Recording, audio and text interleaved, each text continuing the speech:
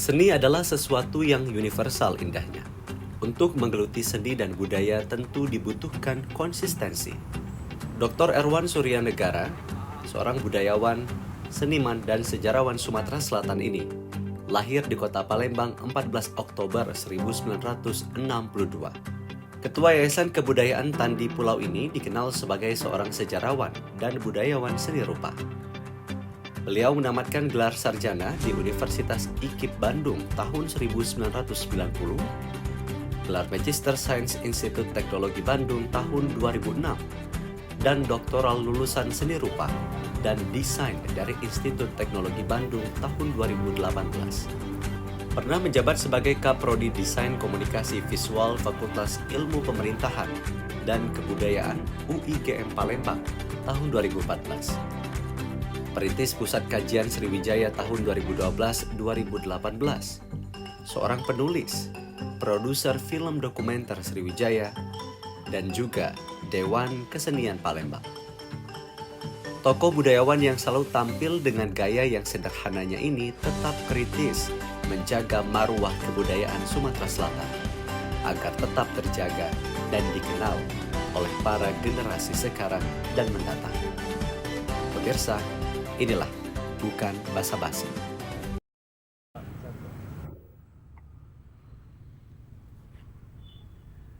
Assalamualaikum warahmatullahi wabarakatuh. Salam sehat dan salam jumpa tentunya pemirsa TVRI Sumatera Selatan dimanapun Anda berada. Senang sekali hari ini saya Vio Alvaro kembali menjumpai Anda dalam program Bukan Basa-Basi. Kita akan mengulik kehidupan dari seorang sejarawan, budayawan, dan juga perupa yang sudah terkenal di Sumatera Selatan, Dr. Erwan Suryanegara MSN. Untuk itu inilah Bukan Basa-Basi. Assalamualaikum warahmatullahi wabarakatuh. Apa kabar, Kiai? Waalaikumsalam warahmatullahi wabarakatuh. Alhamdulillah. Sehat ya? Alhamdulillah sehat. Tentunya memang akrabnya ini disapa dengan Kiai. Iya. Betul, Kiai, sebelum kita ngobrol lebih jauh, ini kita sudah antigen tadi, terus juga sudah vaksin. Kita buka masker dulu boleh, Kiai? Oke, siap. Ya, Kiai, apa kesehariannya sekarang, kegiatannya saat ini? Seperti biasa, yaitu kegiatannya sehari-hari selalu mengulik-ulik tentang kebudayaannya. Jadi memang mencari-cari informasi, Ya, terus mempelajari. Mempelajari, menganalisa. Betul. Jadi lebih kepada bidang teorinya seperti itu, Kiai? Ya, lebih ke wacananya. Lebih ke wacana. Ya. Berarti Kiai juga melakukan kunjungan gitu? Ya, ke betul. kabupaten kota tentunya. Lapangan, kita ke kabupaten kota yang ada di Sumatera Selatan ini kita kunjungi. Bila perlu kita berdialog dengan masyarakat lokal, itu sangat memberi inspirasi. Sebelum lebih jauh, Kiai, tentunya ini kalau lihat dari tampilan Kiai, inilah seorang seniwan sejati.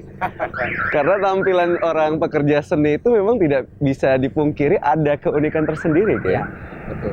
Jadi sesuatu yang memang menjadi ciri khas Kiai juga. Ya.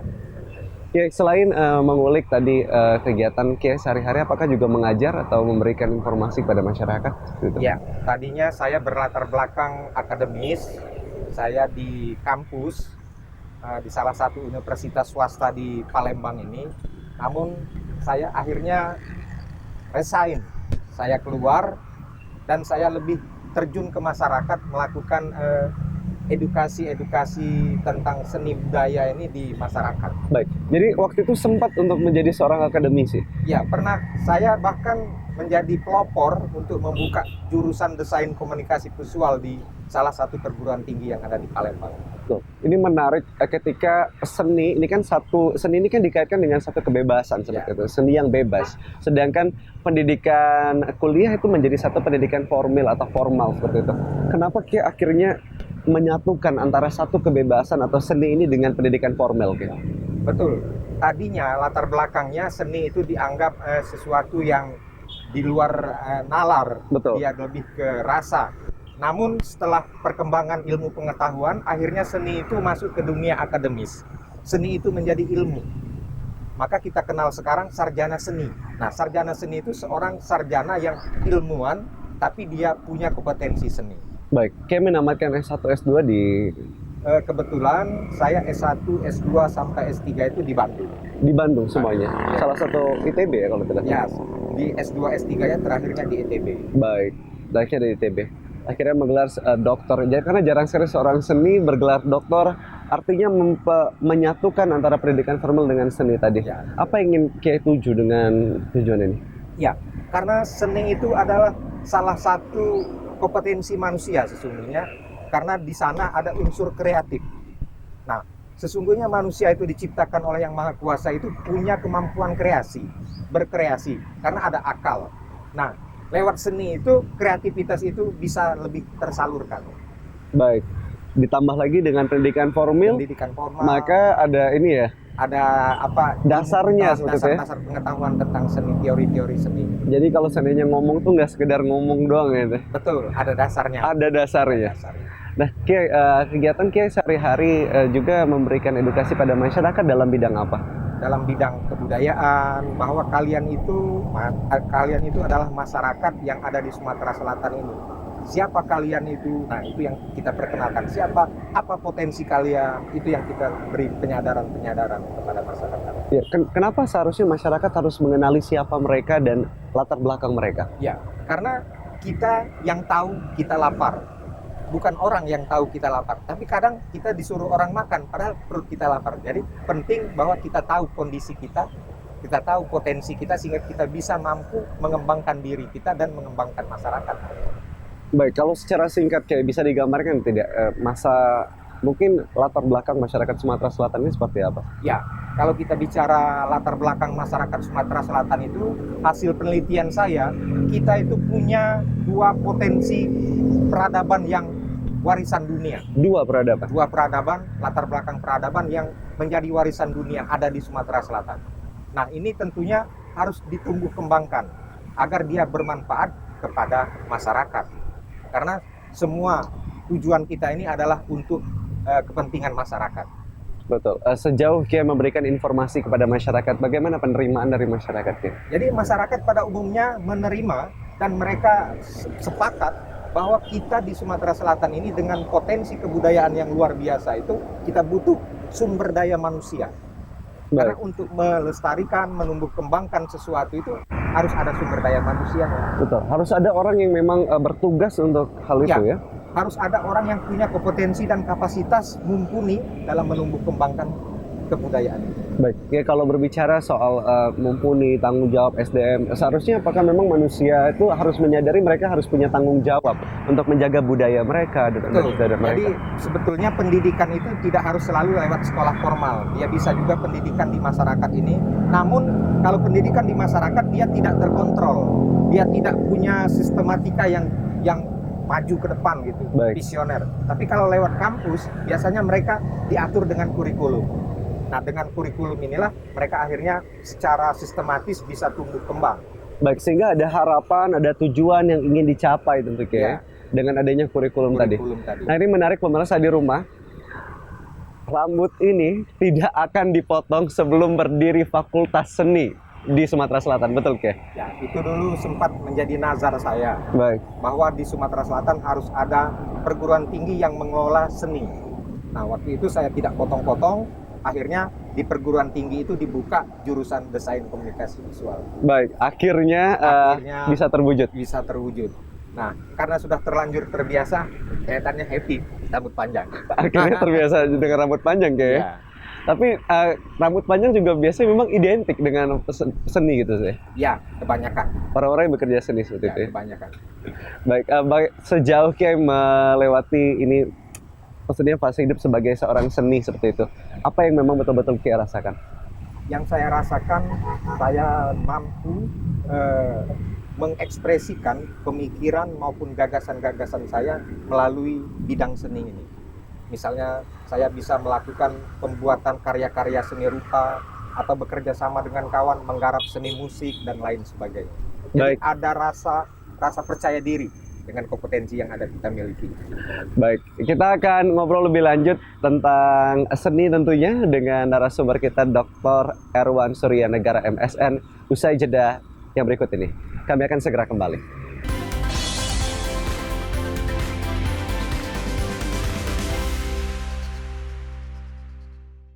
Baik, terima kasih pemirsa, Anda masih menyaksikan Bukan Basa-Basi. Kita masih akan berbincang tentunya dengan budayawan, sejarawan, dan juga perupa Dr. Erwan Suryanegara MSN. Baik, Kiai, ini kalau kita berbicara Kiai ini kelahiran dari salah satu kabupaten yang ada di Sumsel ya? Ya, Tepatnya kelahirannya sih Palembang, Baik, tapi kelahiran orang tua berasal dari Oku Timur, tepatnya di daerah Komring. Ya, nah di Oku Timur itu tentunya kita ketahui adalah wilayah Komring karena di sana mengalir Sungai Komring. Nah, Baik. sepanjang Sungai Komring inilah yang disebut wilayah Komring. Baik, itu kalau makanya tadi kan panggilannya Kiai gitu. Iya, Jadi kan betul. Kiai itu bahasa Komringnya abang atau kakak maksudnya. abang atau kakak. Kalau saya berbicara tentang Komering sendiri, apa yang bisa Kiai ceritakan pada kami, Kiai? Ya, Komring itu salah satu suku atau etnis yang ada di Sumatera Selatan. Karena Sumatera Selatan ini dikenal juga dengan sebutan bumi Batanghari 9. Artinya bumi yang punya sungai 9, sungai besar-besar 9. Baik. Nah, salah satunya Sungai Komring. Ada Sungai Ogan, ada Sungai Lematang, ada Sungai Musi dan lain-lain. Nah, Komring itu di wilayah Oku Timur, lebih dominan di wilayah Oku Timur. Nah, Komring ini kalau kita teliti bahasa yang digunakan oleh masyarakat Komring ini ternyata ada kedekatan dengan bahasa Melayu kuno yang ada di prasasti-prasasti Sriwijaya. Itu Baik. salah satu keunikannya. Itu keunikan dari Komring. Komring itu Komring. sendiri. Khususnya di Oku Timur sendiri itu adakah memang peninggalan-peninggalan sejarah yang memang khusus, Kiai? Terkait Sriwijaya. Hmm. Di Komring pernah ditemukan salah satu patung perunggu Maitreya itu ditemukan di Sungai Komring, tepatnya di daerah Minanga. Nah, peninggalan patung logam dari era Sriwijaya ini menjadi bukti bahwa wilayah Komring sesungguhnya sudah ada sejak era Sriwijaya. Betul. Berarti sudah ada peradaban. Sudah ada peradaban yang hidup di sana, masyarakat yang hidup di sana. Baik. Bisa juga dikatakan kalau sebenarnya suku Komring itu juga salah satu suku yang memang tertua sudah meninggali provinsi Sumatera Selatan ini, Kiai. Iya, salah satunya masyarakat Komring itu adalah salah satu masyarakat yang sudah sejak lama ada di Sumatera Selatan. Tentunya berdampingan juga dengan masyarakat Lematang, masyarakat Ogan, yang sama-sama merupakan wilayah Batanghari 9. Baik. Itulah kenapa kita mengenal wilayah Batanghari Wilayah 9 Batanghari tadi. 9. Baik, Kiai, kalau kita berbicara soal seni lagi dari puluhan bahkan ratusan jurusan yang ada di kuliah, kenapa akhirnya memilih jurusan seni, Kiai?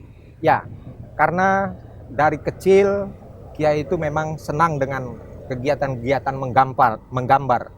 Bahkan ketika di SMA itu kita menjadi juru ilustrator. Oh, baik. Juru ilustrator untuk majalah sekolah di SMA. Kita selalu kegiatan-kegiatan yang bersifat seni ini memang terasa sekali kita hidup di sana. Baik. Ada rasa kepuasan, kegembiraan. Apalagi dulu mungkin melakukan ilustrasinya itu betul-betul manual ya? Betul, waktu itu masih manual, masih menggunakan jarum. Masih menggunakan Masih jarum? menggunakan jarum. Baik, sih kalau sekarang kan udah lebih ke Sudah digital. digital, seperti itu. ya. Tapi memang Kiai merasakan zaman di mana melakukan itu manual. Lewat manual ya. Baik, sejak kapan Kiai mulai merasakan kalau seandainya senang untuk dalam hal menggambar? Sejak umur berapa tahun kira-kira? Sejak umur saya usia SD. Sejak SD itu sudah senang sekali coret-coret di buku pelajaran pun kadang-kadang digambar gitu kan. Apalagi Gambar gurunya ya, gitu. gambar gurunya, gambar apapun yang membuat kita tertarik. Iya. Jadi saat itu Kiai mulai merasa, aduh, saya punya ketertarikan yang lebih di bidang Iya. seni. Saya sudah merasakan bahwa saya punya kemampuan menggambar itu sejak usia anak-anak, usia SD. Baik, mungkin Kiai dulu kalau seandainya dibuktikan dengan ikut-ikut lomba juga, Kiai? Enggak, waktu itu masih sedikit sekali perlombaan-perlombaan seperti perlombaan anak-anak itu masih sangat langka sekali. Saya lebih banyak berkecimpung di komunitas atau di kegiatan-kegiatan yang terkait dengan seni. Baik, berarti lingkungan sekitar Kiai juga support ya? Ya, dalam lingkungan keluarga sangat support dan saya berteman dengan kawan-kawan yang juga cenderungan sama. Iya. Nah ini kalau saya berbicara tentang support dari keluarga, kalau sekarang kan berkembang, aduh kamu harus jadi orang yang masuk jurusan yang bagus gitu. Ya. Kita nggak bisa sebut jurusannya Ya, apa, betul, tapi betul. jurusan yang bagus, jurusan yang keren gitu. Tapi dulu Kiai disupport oleh keluarga untuk masuk ke seni itu seperti apa, Kiai? Ya, karena kebetulan orang tua kita juga punya latar belakang di seni musik. Oh baik. Nah, Jadi keluarga seni lah ya, keluarga seni. Nah, masyarakat kadang masih salah dalam melihat seni. Sesungguhnya dunia seni itu adalah dunia kreatif. Kalau anaknya atau keluarganya sekolah di sekolah-sekolah seni, pasti dia akan punya kompetensi, pasti dia akan punya karakter khusus, kemampuan khusus. Nah, itulah pentingnya atau dalam tanda kutip menguntungkan bila anak itu bersekolah di jurusan-jurusan seni. Karena dia akan punya kompetensi diri. Betul. Ada kemampuan manual, kemampuan individual yang bisa dia jadikan sebagai dasar dia untuk tumbuh hidup berkembang. Jadi kalau seandainya mungkin masyarakat di rumah ini, anak di rumah ataupun temannya punya kemampuan di bidang seni memang harus dibarengi dengan teori ya? Teori, dan dianjurkan, disalurkan dengan pelatihan-pelatihan. Baik, kalau di Sumsel sendiri pelatihan-pelatihan memang sudah sering dilakukan kan? Ya, di Sumsel ada kegiatan-kegiatan belajar anak-anak melukis, lomba melukis, itu sudah mulai ada. Baik, tentunya kita akan masih berbincang lebih jauh lagi terkait dengan seni dan juga mengulik kehidupan Kiai. Selesai jeda pariwara berikut ini, tetaplah bersama kami di Bukan Basa-Basi.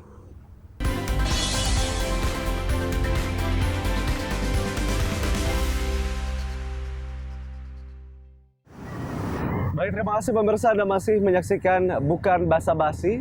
Kita masih akan berlanjut berbincang tentunya dengan budayawan, sejarawan, dan juga perupa Dr. Erwan Surya Negara, atau lebih akrab disapa dengan Kiai. Kiai, kalau berbicara soal seni ini kan luas, sesuatu yang universal seperti itu. Nah, ini banyak juga mitos katanya seni itu inspirasinya bisa dapat dari mana saja. Bahkan kalau seni kita lagi di restroom juga bisa aja dapat seni juga gitu. Ya, Inspirasi ya. betul, sangat inspiratif.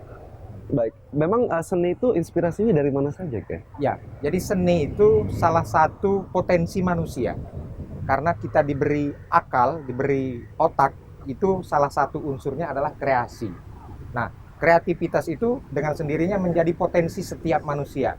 Yang menjadi persoalan kadang-kadang ada individu-individu yang tidak ditumbuh kembangkan kreativitasnya. Jadi inspirasinya ada tapi tidak melakukan aksi gitu. Tidak ada dorongan, tidak ada dorongan dari dalam untuk berkreasi itu. Baik, sementara potensi dalam, ada, ya. Betul, dorongan dari keluarga dari juga. Keluarga itu sangat penting ya, Kiai. Jadi dalam seni itu sebenarnya dalam melihat segala sesuatu itu bisa menjadi karya. Tidak terbatas, tidak ada keterbatasan bahwa harus begini yang bisa jadi karya, tidak juga. Sesuatu yang sederhana itu kadang-kadang menjadi sebuah kejutan, dia menjadi karya besar karena kreativitas. Betul. Sepakat kalau itu. Berarti dalam seni itu adakah indikator kecantikan atau indikator yang bagusnya seperti ini? Seni itu kreativitas. Seni itu justru tidak terbatas pada kecantikan atau kebagusan. Seni itu mengejutkan. Seni itu mencerdaskan. Seni itu mengajak berpikir. Seni itu mendorong imajinasi, menumbuhkan imajinasi dan menjadi sumber inspirasi. Seperti itu. Karena juga pernah kita lihat kalau seninya memang ada satu foto atau satu lukisan seperti itu, hanya garis lurus satu, namun memang secara mungkin sangat simetris, dihargai lebih dari 5 miliar rupiah. Ya, betul. Jadi itu sebabnya seni itu bukan hanya sebatas seniman-seniman yang melakukan berkarya. Seni itu juga butuh wacana. Seni itu butuh dibicarakan. Seni itu butuh dievaluasi sehingga nilai-nilai seninya itu terangkat.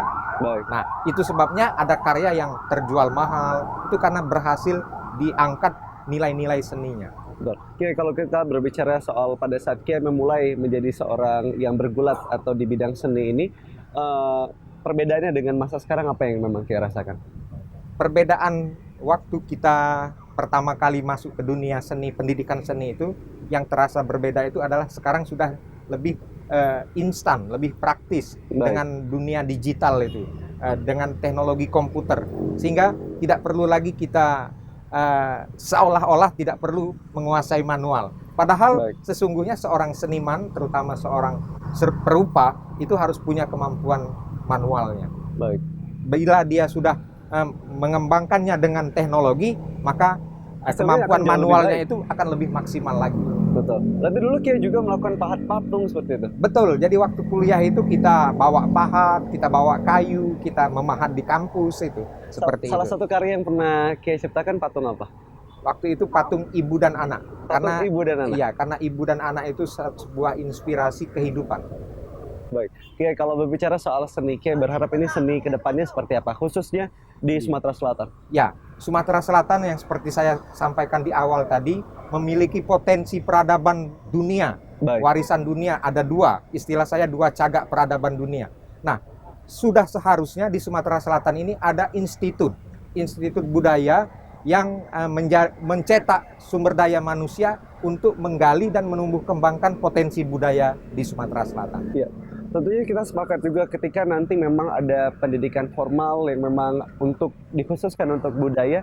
Saya rasa perdebatan soal Gening Sriwijaya dan lain sebagainya bisa kita antisipasi. Bisa diakomodir dan bisa dijernihkan. Baik, ini kalau berbicara soal memang ada perbedaan-perbedaan dari seni itu, apakah memang itu salah satu keunikan dari seni ya? Ya, seni itu selalu ingin berbeda. Seni itu selalu ingin unik. Itu sebabnya sering terjadi perbedaan-perbedaan itu. Memang dia diciptakan untuk berbeda.